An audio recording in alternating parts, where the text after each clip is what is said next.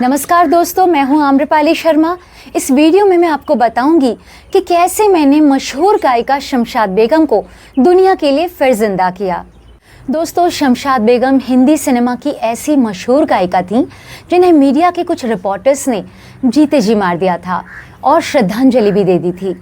सन 2004 में जब एक के बाद एक फिल्मों के कई गाने रीमिक्स होकर सुपरहिट हो रहे थे, तब मैं स्टार न्यूज़ चैनल में थी, जो कि अब एबीपी न्यूज़ हो गया है।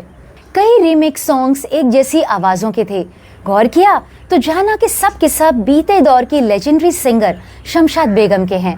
जैसे 1954 में आई गुरुदत्त की फिल्म आर पार का टाइटल सॉन्ग कभी आर कभी पार, 1956 में आई सीआईडी का गाना लेके पहला पहला प्यार और 1949 में आई फिल्म पतंगा का गाना मेरे पिया गए रंगून वहाँ से किया है टेलीफोन। एक एक गाने के दो रीमिक्स बन रहे थे और सारे रीमिक्स सिंगर्स उनकी नकल करने के लिए नाक से गाने गा रहे थे, यानी नीसलाइज वॉइस में गा रहे थे। मैंने सोचा कि पता लगाना चाहिए कि इन गानों की असली गायिका कहाँ है। इंटरनेट पर सर्च किया तो वो मर चुकी थी, यानी एशियन एज जैसे कई राष्ट्रीय अखबारों ने अपनी वेबसाइट्स पर उनकी श्रद्धांजलियाँ छापी हुई थीं, जबकि मेरी जानकारी कहती थी कि वो जिंदा हैं। तो मैंने उन्हें खोजने का फैसला किया। मैंने ठान ही लिया कि उन्हें ढूंढ कर लाना है, लेकिन सवाल ये था कि फिर उन्हें मृत क्यों घोषित किया गया। मैंने पता लगाया कि इस गलत फहमी की वजह ये थी कि अभिनेत्री सायरा बानू की नानी का नाम भी शमशाद बेगम था, जो कि दिल्ली की शास्त्रीय गायिका थीं, यानी सायरा बानू की माँ नसीम बानू की माँ, जिन्हें छमिया बाई के नाम से भी जाना जाता था। जब साल 1998 में यानी 1998 में सायरा बानू की नानी यानी शमशाद बेगम उर्फ छमिया बाई का निधन हुआ, तो मुंबई के कुछ महान पत्रकारों ने बिना कुछ पता लगाए फिल्मों की गायिका शमशाद बेगम को ही मार डाला और ये गलत रिपोर्ट्स उन अखबारों की वेबसाइट्स के ज़रिए इंटरनेट पर भी छाप दी गई। शमशाद बेगम ने भी सामने आके इसका खंडन नहीं किया। उनके साथ हमेशा ही नाइंसाफ़ी हुई। आपको मालूम है, इतनी बड़ी मशहूर गायिका को उनके पूरे सिंगिंग करियर में एक भी अवार्ड नहीं मिला। करियर तो क्या, उनके गाना छोड़ने के कई दशकों बाद तक भी उन्हें कोई अवार्ड नहीं मिला। सबने उन्हें भुला दिया था। मैंने सोचा शमशाद जी का नंबर किसके पास हो सकता है। फिर मुझे ख्याल आया कि संगीतकार नौशाद अली साहब के पास हो सकता है। मैंने मुंबई में बांद्रा कार्टर रोड स्थित नौशाद साहब के बंगले आशियाना के लैंडलाइन पर फ़ोन किया। फ़ोन उठाने वाली थी उनकी बेटी अर्जुमन बानो। बहुत इसरार पर अर्जुमन ने कुछ दिनों में नौशाद साहब से शमशाद जी का नंबर लेकर मुझे दिया। फिर पता चला कि शमशाद बेगम अंधेरी ईस्ट के पवई इलाके में हीरा नंदानी कॉम्प्लेक्स में अपनी बेटी उषा और दामाद रिटायर्ड कर्नल रत्रा के साथ रहती थीं। इसे ट्रेजेडी ही कह सकते हैं कि हिंदुस्तानी सिनेमा की इतनी महान गायिका, जिनके गानों के रीमिक्स पर तब की पीढ़ी नाच रही थी, वो खुद गुमनामी के अंधेरों में खोई हुई थी। मैंने फ़ोन पर उनकी बेटी उषा से बात की तो उन्होंने बताया कि शमशाद जी इंटरव्यू नहीं देती, वो मीडिया से दूरी बना के रखती थी, उन्हें पब्लिक लाइफ में ही इंटरेस्ट नहीं था। फिर मुश्किल से वो मिलने को तैयार हुई। उन्होंने बताया कि पिछला इंटरव्यू उन्होंने उस वक्त से करीब 10 साल पहले बीबीसी को दिया था। मिलकर मैंने बहुत समझाया, बहुत कन्विंस किया और मनाया, तो इंटरव्यू के लिए वो मान तो गई, लेकिन उनकी एक शर्त थी। शर्त ये थी कि मैं उन्हें पहले सवाल लिख के भेजूंगी, फिर वो उनके जवाब तैयार करेंगी, फिर इंटरव्यू देंगी। अब इस सारी प्रक्रिया में 1 महीने का वक्त लगा। इस दौरान मुझे ये भी पता चला कि एक हिंदी अखबार का वरिष्ठ पत्रकार भी उन्हें खोज रहा है। मीडिया में तो जो पहले स्टोरी कर दे वही अव्वल होता है, फिर चाहे आधी अधूरी ही क्यों ना हो। उसके बाद आपके कितनी भी अच्छी तरह स्टोरी करने के, इंटरव्यू करने का कोई मतलब नहीं रहता। स्टोरी की एक्सक्लूसिविटी चली जाती है। लेकिन वो इतनी सीनियर थी कि मैं उन्हें फोर्स भी नहीं कर सकती थी कि जल्दी इंटरव्यू दें। खैर, जब मैं इंटरव्यू के लिए पहुंची तो देखा उन्होंने बाकायदा जवाब लिख के तैयार किए थे। बहुत शांत संत जैसा स्वभाव था उनका। 85 यानी 85 ईयर्स की उम्र में वो कमर में बेल्ट बांध के खुद चल के गुरुद्वारा जाती थी। दोस्तों, हिंदी सिनेमा के बीते दौर के लोगों पर स्टोरीज करना मेरा शौक था और मैंने ब्लैक एंड वाइट दौर की कितनी एक्ट्रेसेस और एक्टर्स के दुर्लभ इंटरव्यू आज तक, स्टार न्यूज़, मुंबई मिरर और IBN 7 के लिए किए। दोस्तों, उन दिनों में हिंदी सिनेमा के बीते ज़माने की 2 और अभिनेत्रियों से मिली थी। स्टार सिंगर सुरैया जो करीब 65 साल की थी और नादिरा जो 72 साल की थी। नादिरा अकेलेपन के कारण क्लिनिकल डिप्रेशन, शराब पीने की आदत और इस सबसे बढ़ते हुए वज़न के कारण बिस्तर से उठ नहीं पाती थी। वो अपने बेसिक काम ही बहुत मुश्किल से कर पाती थी। सुरैया जी की सेहत अच्छी थी, लेकिन मैं हैरान हुई कि 85 साल की शमशाद बेगम उन सबसे ज़्यादा स्वस्थ और एक्टिव थी। पता नहीं उस उम्र में मेरा क्या हाल होने वाला है। शमशाद जी ने बताया कि वो आज भी रियाज करती थीं। उन्होंने फिल्मों में करीब 2000 गाने गाए। 1940, 50 और 60 के दशक में शमशाद बेगम के गाने का होना फिल्म के सुपरहिट होने की गारंटी माना जाता था।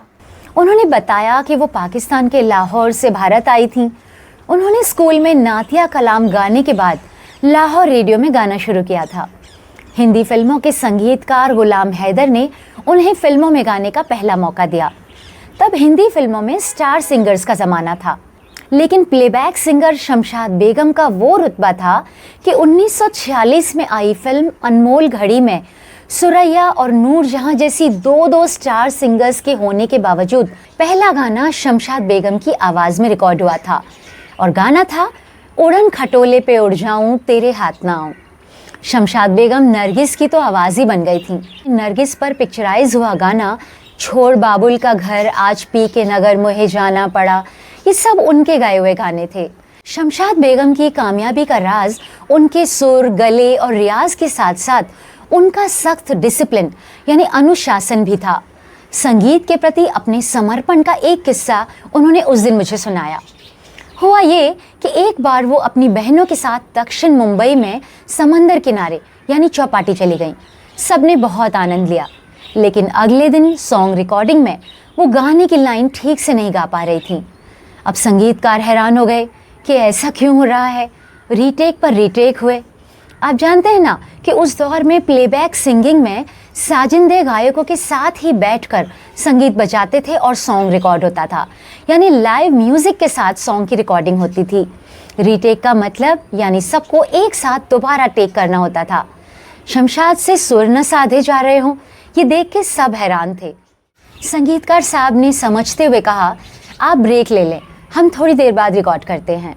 शमशाद जी मुझसे बोली कि उस दिन मुझे इतनी शर्मिंदगी हुई कि फिर कभी भी मैं दोबारा इस तरह रिकॉर्डिंग के पहले बाहर नहीं गई। उन्होंने संगीत को जीवन में सबसे पहले और सबसे ऊपर रखा।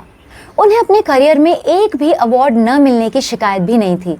उन्होंने बताया कि एक बार CID फिल्म में उनका सुपरहिट गाना कहीं पे निगाहें कहीं पे निशाना फिल्म फेयर अवार्ड के लिए नॉमिनेट हुआ था।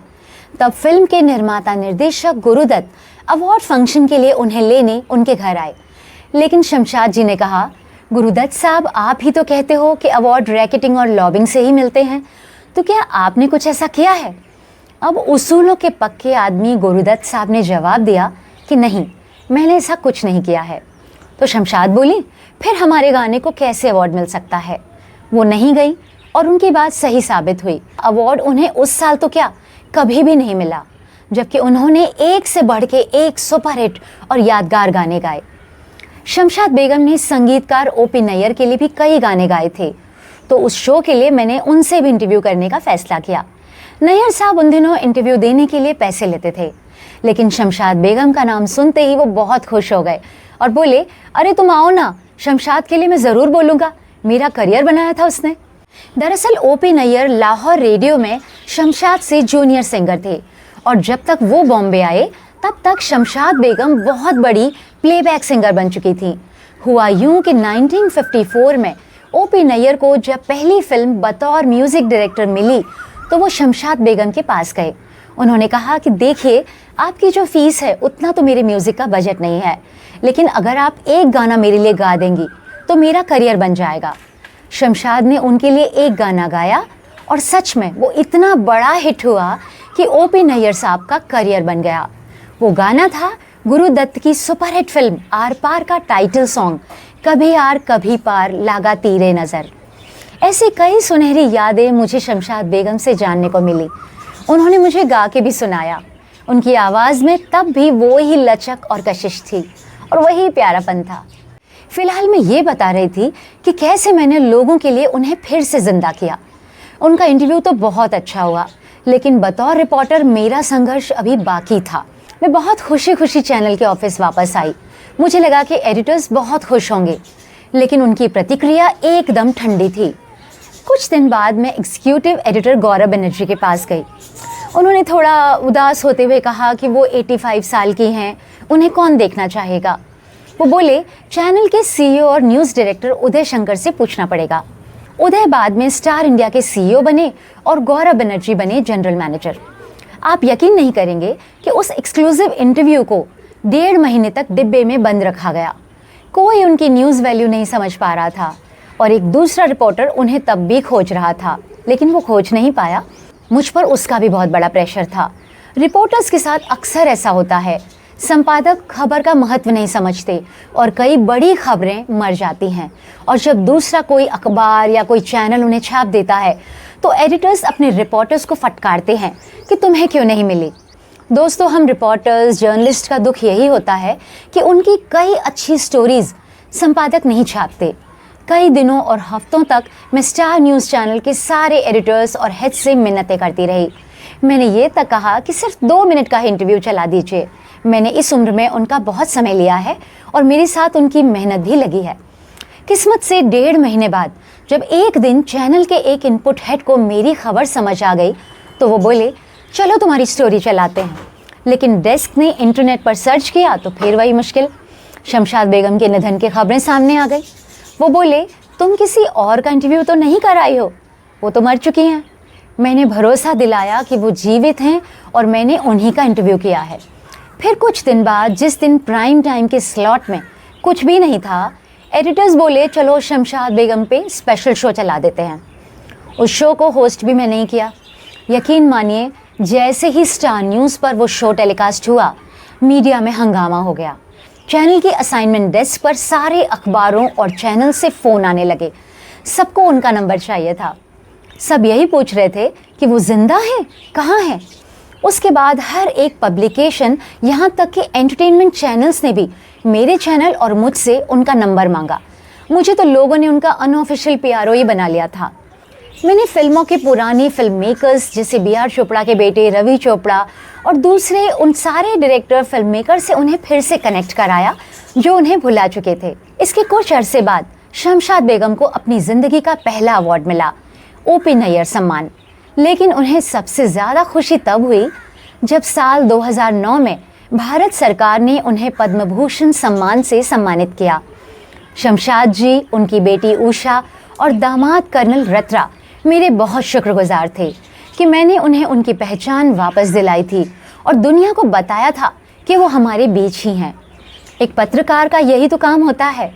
फिर कई पत्रकारों ने उनके इंटरव्यूज़ किए और वो मीडिया से कंफर्टेबल हो गई थी। इंटरनेट पर से भी मीडिया वेबसाइट्स ने उनकी श्रद्धांजलियाँ हटा ली। 23 अप्रैल 2013 में शमशाद बेगम का असल में निधन हुआ और मीडिया ने उनकी असली श्रद्धांजलि छापी। असल में उन्हें मैंने न ढूंढा होता और अपने चैनल के एडिटर्स को उनका इंटरव्यू दिखाने के लिए मजबूर न किया होता तो बीते ज़माने की मशहूर गायिका शमशाद बेगम कब गुजरी, इसका किसी को पता भी न चलता। ये मेरी जर्नलिज्म के करियर की उपलब्धि है। दोस्तों, अगर वीडियो आपको अच्छा लगा हो तो कमेंट करके ज़रूर बताइएगा, लाइक कीजिएगा और सब्सक्राइब ज़रूर कीजिएगा, जिससे कि जब मैं नया वीडियो डालूं तो आपको तुरंत पता चल जाए। तो फिर मिलेंगे अगले वीडियो में।